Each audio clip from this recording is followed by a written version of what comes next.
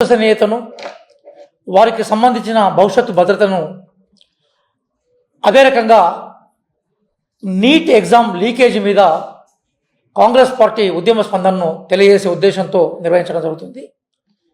ఈ ప్రెస్ మీట్లో నాతో పాటుగా తెలంగాణ రాష్ట్ర Congress party general secretary Ravali గారు, అట్లాగే ఉద్యమ నేత అధికార ప్రతినిధి మిత్రులు చినగాని దయాకర్ గారు, అట్లాగే ఉద్యమ నేత అధికార ప్రతినిధి డాక్టర్ లింగం యాదవ్ గారు ఈ ప్రెస్ మీట్లో పార్టిసిపేట్ చేస్తున్నారు.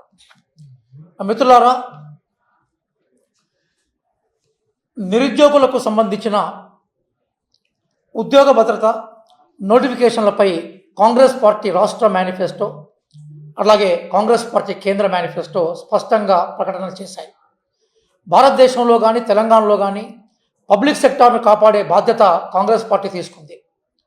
ఆ నేపథ్యంలోనే కాంగ్రెస్ పార్టీ అధికారంలో వచ్చిన వెంటనే గతంలో పెండింగ్లో ఉన్న 30,000 ప్రభుత్వ ఉద్యోగాలకు సంబంధించిన సమస్యలను పరిష్కరించి వారికి సంబంధించిన అపాయింట్మెంట్ ఆర్డర్స్ను కాంగ్రెస్ పార్టీ ఇచ్చింది.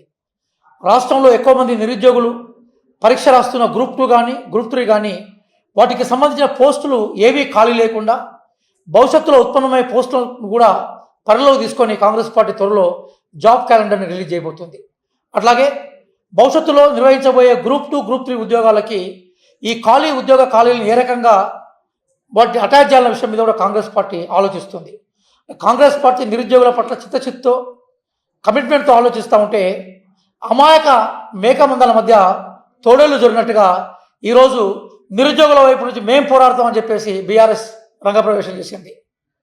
10 సంవత్సరాలుగా తెలంగాణ రాష్ట్రంలో నిరుద్యోగులను బీభత్సానికి గురి చేసి నిరుద్యోగులకు విపరీతమైన నష్టానికి కలగజేసి వందలాది మంది నిరుద్యోగుల ఆత్మహత్యలకు కారణమైన పార్టీ టీఆర్ఎస్ ఏలియాస్ బీఆర్ఎస్.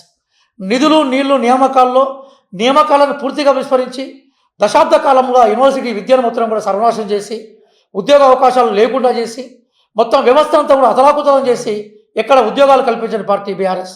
ఆశ్చర్యం ఏంటంటే అధికారంలో ఉన్నప్పుడు అపాయింట్మెంట్ అయిన హరీష్ రావు గారు ఈరోజు శుద్ధపూసైనట్టుగా ఆయన వేల ఎలుకలు నిన్న పిల్లి ఒకసారి కాశీపోయి వచ్చినట్టుగా ఈరోజు ఆయన పోజిస్తూ నిరుద్యోగులకు సంబంధించిన ప్రతినిధి దార్యాన్ని ప్రకటించుకుంటా ఉన్నారు. దయచేసి నిరుద్యోగ మిత్రులారా, నిరుద్యోగ యువకులారా, కాంగ్రెస్ పార్టీ ఒక స్పష్టమైన ప్రణాళికతో ఉంది. మేనిఫెస్టోలో చెప్పినట్టుగా జాబ్ క్యాలెండర్ని కాంగ్రెస్ పార్టీ త్వరలో ప్రకటిస్తుంది.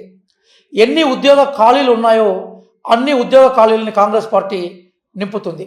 దానికి సంబంధించిన కసరత్తును గౌరవ ముఖ్యమంత్రి రేవంత్ రెడ్డి గారు ఆల్రెడీ ఆరంభించారు. దుద్దిల శ్రీధర్ బాబు గారు గౌరవ మంత్రివర్యులు ఈరోజు కాంగ్రెస్ పార్టీ ఉద్యోగాల పట్ల ఉన్న కమిట్మెంట్ని ఓపెన్గా అసెంబ్లీ సాక్షిగా ప్రకటించారు. కాబట్టి బీఆర్ఎస్ శ్రేణులు ఏవైతే మనం మిస్గైడ్ చేస్తున్నాయో అట్లాగే ఎమ్మెల్సీ ఎలక్షన్స్లో ఓడిపోయిన ఒక ప్రబుద్ధుడు ఎలక్షన్లో చిత్తుగా ఓడిపోయి ఈరోజు స్ట్రీట్లలోకి వచ్చి చిల్లర మల్లర వేషాలు వేసుకుంటూ ఆ ప్రబుద్ధుడు నిరుద్యోగులను రెచ్చగొట్టే ప్రయత్నం చేస్తున్నాడు. దయచేసి కాంగ్రెస్ పార్టీ ఉద్యోగాలు కల్పించే పార్టీ, కాంగ్రెస్ పార్టీ నిరుద్యోగుల పక్షాన నిలిచే పార్టీ, కాంగ్రెస్ పార్టీ నోటిఫికేషన్లు ఇచ్చే పార్టీ. వితిన్ ఫ్యూ డేస్లోనే మీకున్న అనుమానాలు నివృత్తి అవుతాయి. డిఎస్సి పోస్ట్పోన్మెంట్ విషయం మీద కానీ లేదా నిరుద్యోగులకు సంబంధించిన ఉద్యోగాల అదనపు భర్తీ గ్రూప్ 2 గ్రూప్ 3లో కానీ మిగతా అన్ని విషయాలు ఏవైతున్నాయో గ్రూప్ 1 విషయంలో కానీ అన్ని విషయాలు మీకు నివృత్తి అవుతాయి. కాబట్టి మీకు చక్కటి పరిష్కారాన్ని కాంగ్రెస్ పార్టీ తీస్తుంది.